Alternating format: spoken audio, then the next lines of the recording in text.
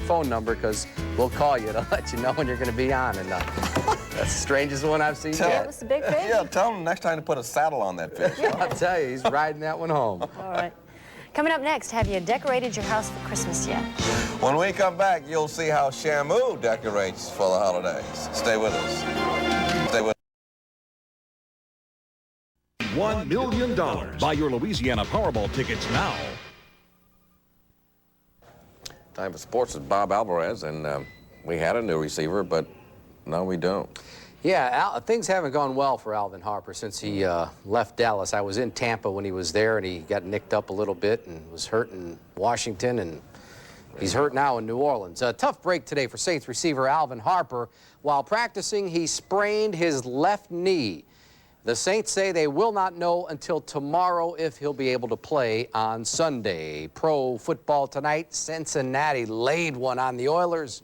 Ooh, 41-14, your final score. Now, you would not bite these nails. Yeah, well, what if we don't? But it was one of those afternoons for the New Orleans Sports Authority. They did get the call, but it was bad news. Sacramento was selected over New Orleans to host the Olympic track and field trials in 2000. And I think Sacramento knew that they couldn't compete against New Orleans as a destination city and, you know, compete against us in terms of things to do away from the track. What they had to focus on were the things for the athletes, the athlete amenities, and things they would do for the athletes and the coaches while they were there, and obviously it paid off for them. The consolation prize is hosting the Nationals in 1999, but New Orleans didn't get that either. However, New Orleans is hosting the U.S. Track and Field Championships in June. Now, this certainly looks like a natural fit, doesn't it? Doug Williams is back at Grambling, where he is succeeding Eddie Robinson and believing the program doesn't need to be overhauled.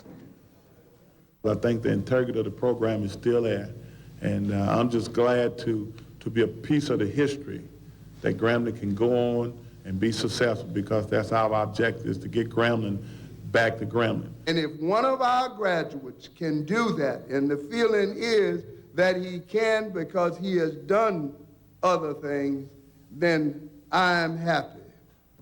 All right, officials from soccer's World Cup held their draw today for the tournament that will be played this summer in France. The United States will meet three-time world champion Germany in their first match, and after that they will play Iran and Yugoslavia. What's up in the NBA?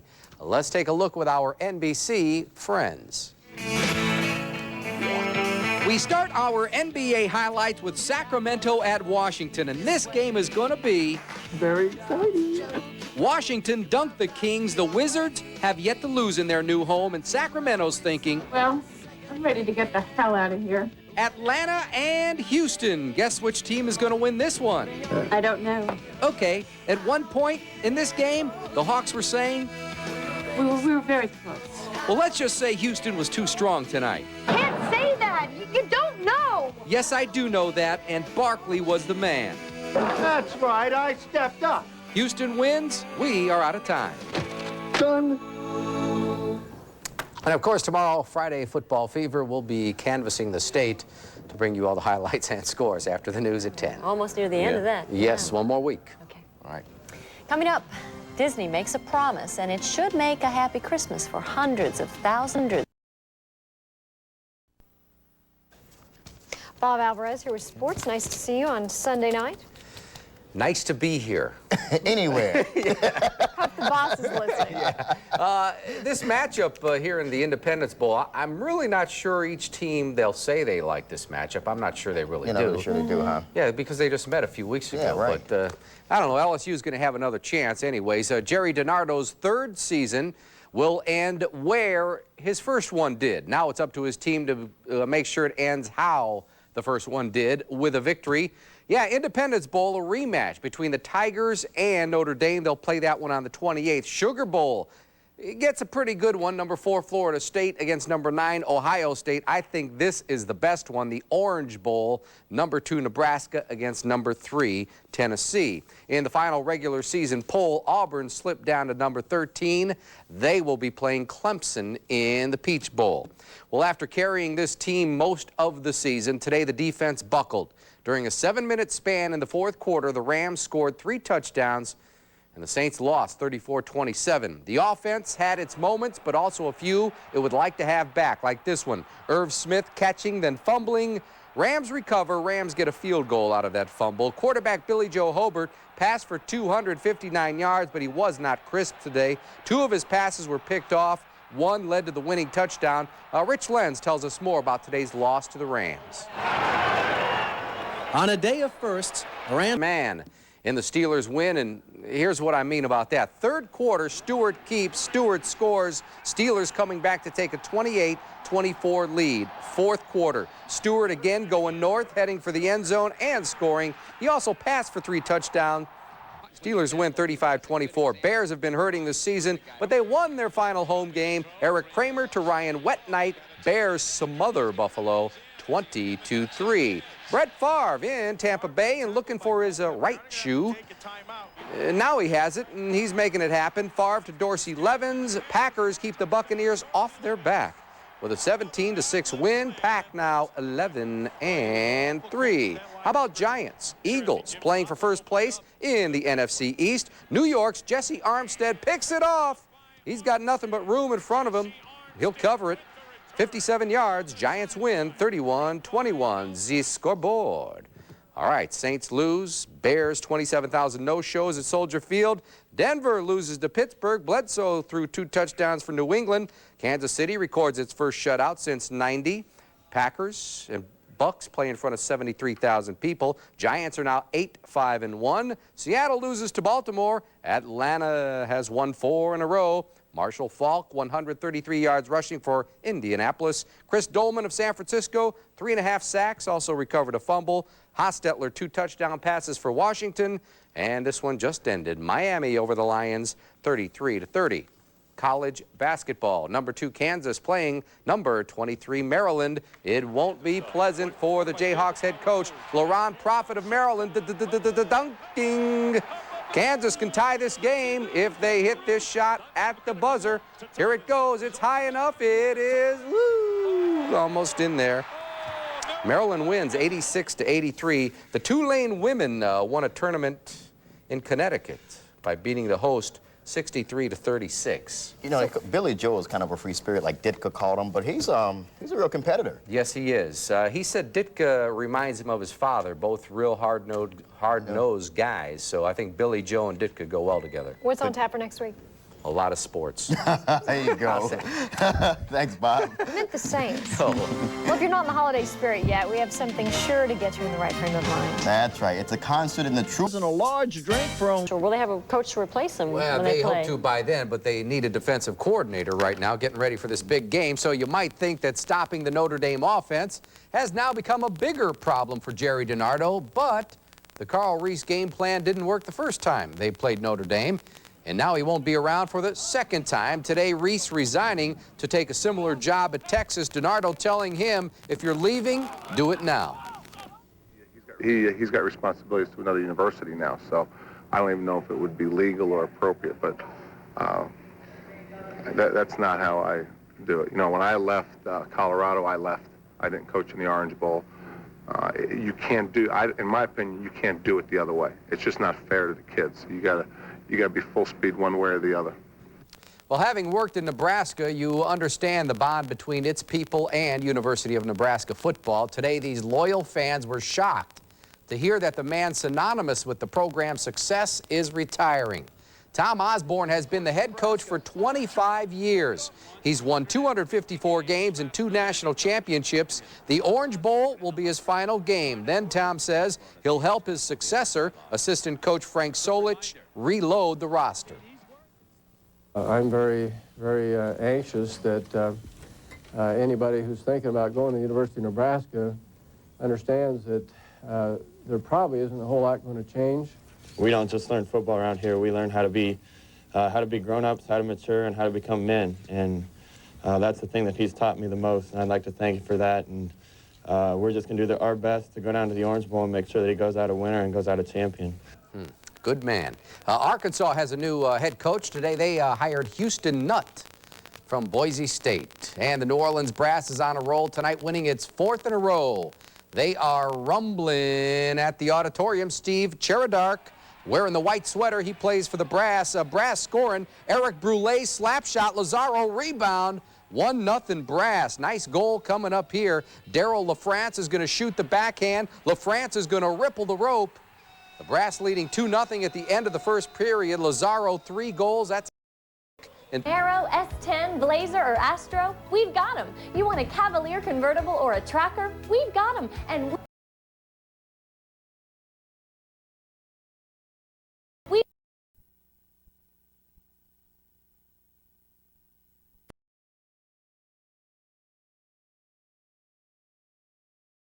Louisiana Powerball jackpot, $66 million Wednesday.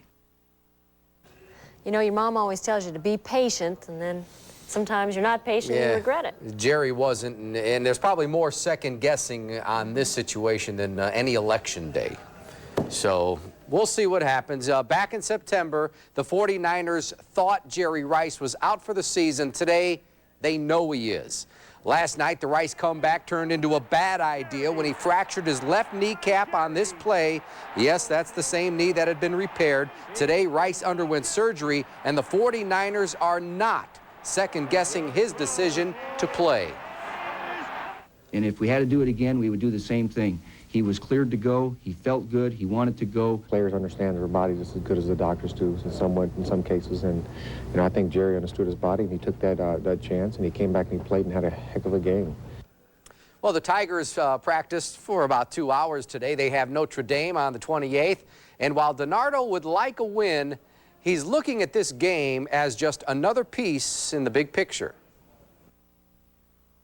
And I'd like to see us be a team that anytime we can find a 100-yard field, anytime we can find an opponent, anytime we have a uniform, that we would play hard. We shouldn't need, as a competitor, as a dependable, high character, we shouldn't need any other reason. We should be able to go to Tiger Stadium and have nobody in it and play hard. You know, all the experts that come up with these tough guy teams certainly don't know about Wayne Martin. He's been playing with a torn rotator cuff and bursitis in his shoulders, yet he's waiting until after the season to have surgery. Now, Rob Kelly was hurt earlier this season, and that impeded his progress, but Sunday he started and played well, and Ditka says being on the field is what it's all about. I mean, you can watch all the film you want to, you can go to all the practices out there you want to, but until you're really in a game with the scoreboard on, everything counting against the NFL caliber receivers who are going downfield trying to make play, you never know how good you're going to be. To me, that's a fact. Jack. Let's trip around the NBA. Pat Riley sees one of the night's worst passes. It's his player throwing it right to John Stockton. Utah beating Miami 103-95. One of the night's best passes, Stephon Marbury to Kevin Garnett. And the night's best non-pass, Stephon Marbury again around this guy, around that guy. He'll take it all the way. Hoop and foul. Lakers beat the T-Wolves 109-96. Sue Gunter's 800th career game is a win for the LSU Tigers. And the Privateers are pumping up for Friday's Christmas Classic. Team is 2-1, and Joey Steibing likes what he sees from the older guys. Our 3 seniors, DeJuan Wesley especially, the last 2 games, he's been outstanding. We couldn't ask for anything more. Eddie Washington has done a solid job in the middle, rebounding and scoring points. And then Corey Brown, he's kind of our point guard per se. He handles the ball a lot. He's done a great job for us on the perimeter. Yeah, they are hosting a tournament that starts Friday. Okay, they look pretty good this year. Yeah, so far so good. Okay. Coming up next, the New Orleans Concert Band.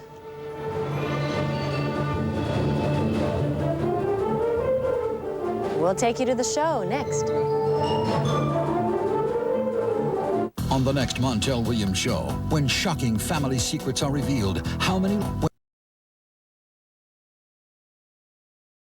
Brought to you in part by your local Chrysler and Plymouth dealer. Bob Alvarez joins us on the sports side of the anchor desk, and it's good to see nice things happen for good people. Exactly, and you wonder a lot of times what these athletes do with their millions and millions, and as you said, it's good to see a guy to come back and give some money so some other kids can benefit from it. Basketball certainly changed Irvin Johnson's life, and today he opened doors for others to follow his example by donating $100,000 for the improvement of the school's weight room. Johnson watching his former team play at Iowa State, and at halftime, his former coach at UNO, Tim Floyd, helped the Privateers retire the jersey Johnson wore from '89 through '93. There was a game. UNO started slow. Well, they trailed 22-13 after the bucket by Wesley. Corey Brown, UNO, trailing 38-27 at the half. Second half, Corey Brown again. UNO down by just 4. Then Eddie Washington nails a J. They're down by just 2. But Iowa State late in the game, a three-pointer from Jerry Curry.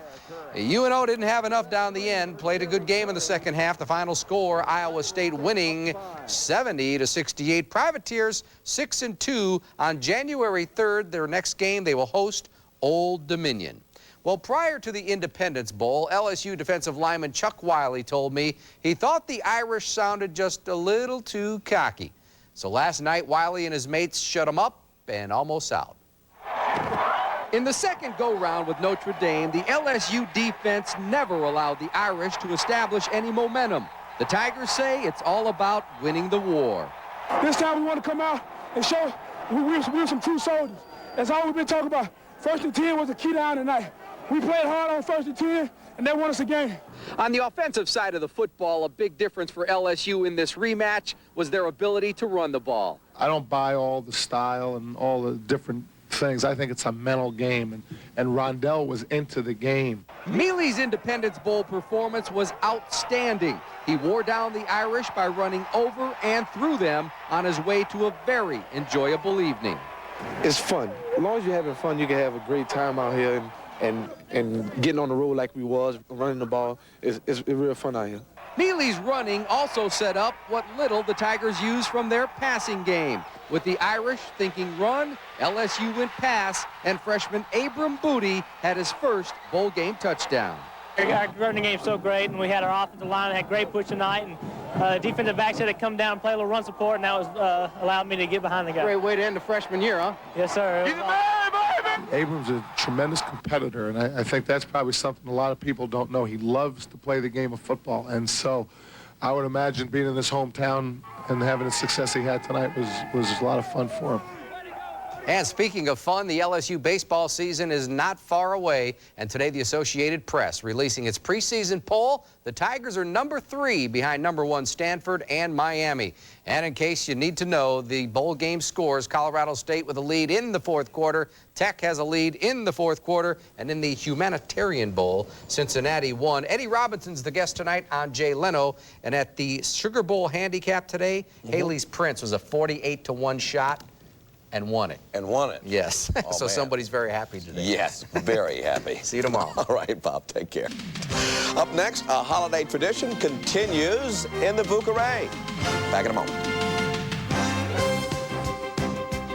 10, 9, 8. It's the 400-card countdown at Bill Watson's Discount Auto Outlet. The new year is almost here. 400 vehicles. The team is off to a great start this season. They're 20-3. Bob Alvarez shows us why. Come on.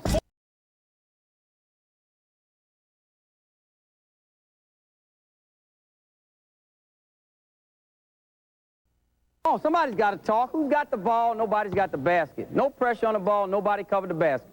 Reggie Freelow and his Eric Patriots are rebounding from last year's disappointing 16-13 season. Enjoying playing together, and I think it's been a difference up to this point. The attitude. It's a very positive attitude. I like that. The players at EJ are also happy with their defense, a part of the game that gets a lot of attention at practice.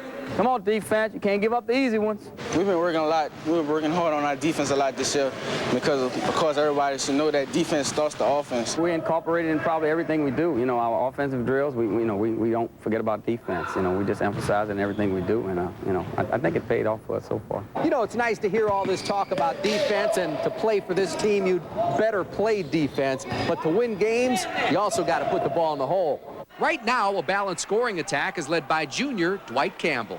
I take shots, basically I make half of it. And you don't mind taking shots? No, I don't mind at all. Now, when the ball goes into him, does it ever come back out? Sometimes. Sometimes. I don't know if he has a position, but he just scores. And we rely on him for scoring. In Reggie Freelow's 3 seasons at Arrett, the Patriots have taken only small steps in the playoffs. This, they believe, is their year to make the long run. Our goal is, of course, to compete for state. And we got a real strong goal, we got a chance to win state. If we stay together and play together as a team, I think we can accomplish that. Bob Alvarez, 6 Sports. Good luck to him. Well, it's not too early. Who are you picking for Super Bowl? Oh, I'm picking the Green Bay Packers in a very close ball game. Very good Super Bowl coming up. Okay. That'll be unusual. You heard it here. Just ahead, a mission of mercy. Clerk opened the register, the robber opened fire. Virginia police say they know who the suspect is and they think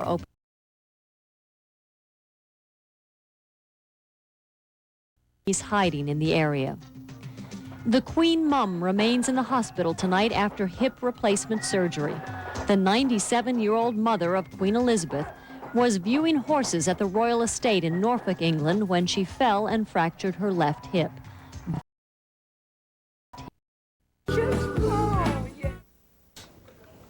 Hey, good game tonight. Yeah, very good game. I'm a little busted up about this Spice Girls thing, but I'm going to try to get over this. South Alabama came to Lakefront Arena, tied for first place in the Sun Belt Conference. They left with their tail between their legs because UNO handed them a whooping. First half, Chris Stone King, 3-pointer. DeJuan Wesley's working the offensive boards for 2 of his 15 points. South Alabama cut the Privateers' lead down to 34-26 at the half. Then the Privateers exploded. A 15-2 run began the second half. That is Eddie Washington. He had 10. DeJuan Wesley, Privateers up by 20. Privateers win 71-55. They're now 5-4 in the conference. Well, one of the Bowdens will be very happy tomorrow. Word is McDonough 35 wide receiver Talman Gardner has narrowed his choice to Tulane and Florida State. The Parade All-American will give us the word tomorrow morning. Well, the Vince Lombardi Trophy is in Denver. Tonight, the Broncos there, and their fans getting a look at the world champions. Quarterback John Elway and the organization celebrating their first ever Super Bowl victory. Neil Smith taking the home movies. Yesterday's Super Bowl was watched by 133 million Americans, making it the 3rd largest viewing audience in the history of TV. Serena Williams has defeated Lindsay Davenport, something her sister Venus has not accomplished. Lindsay beat Venus twice last year and again tonight in the Aussie quarterfinals. They are distant neighbors, but friendships will be put temporarily on hold tomorrow night when Tulane hosts the Privateers. Wave head coach Lisa Stockton says it's taken her 4 years to understand the intensity of the rivalry with UNO. It's always big, and I think it's important for our fans, our local fans, and also our local players really get involved in that game. UNO